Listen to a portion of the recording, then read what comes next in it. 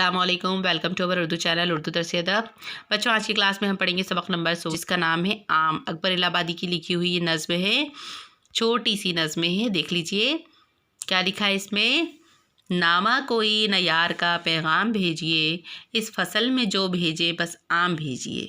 तो शायर अकबर इलाहाबादी कहता है अपने दोस्त से, ये अपने दोस्त को वो ख़त लिख रहे हैं, उसमें ये नज़म लिखी है उन्होंने।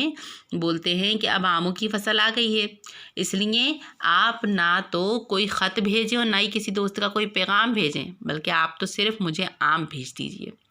ऐसे ज़रूर हों कि उन्हें रख के खा सकूं, पुख्ता अगर हों तो 20 तो 10 खाम भेजिए। तो आप जो आम भेजने वाले हैं वो ऐसे हों जिनको मैं कुछ दिन रख के खा सकूं, यानी उनकी तादाद भी ज़्यादा हो, और अगर कुछ ज़्यादा पके हों तो 10 आम कच्चे भी भेज देना, क्योंकि ज़्यादा पके हुए आम गलकर जल्दी ख़राब हो जाते हैं तो वो खाने के लायक नहीं बचते। इसलिए शायर ने 10 कच्चे आम भेजने की भी ख्वाहिश जाहिर की है, तो वो ज़्यादा दिनों तक आम खा सकें।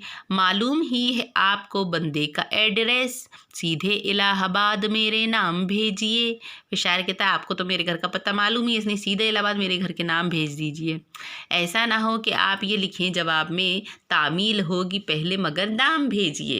फिर शायर क्या कहते हैं अपने दोस्त से कि कहीं ऐसा ना हो कि आप मेरे इस ख़त के जवाब में ये लिख देंगे कि मैं हुक्म मानने को तैयार हूँ, लेकिन पहले आप आमों की कीमत पहुँचा दीजिए, है ना।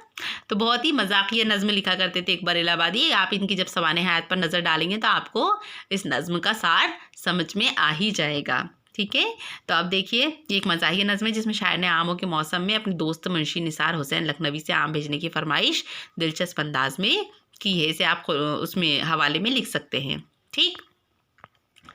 अब इसकी जो नोट्स हैं मैं आपको व्हाट्सएप के ज़रिए सेंड कर दूंगी।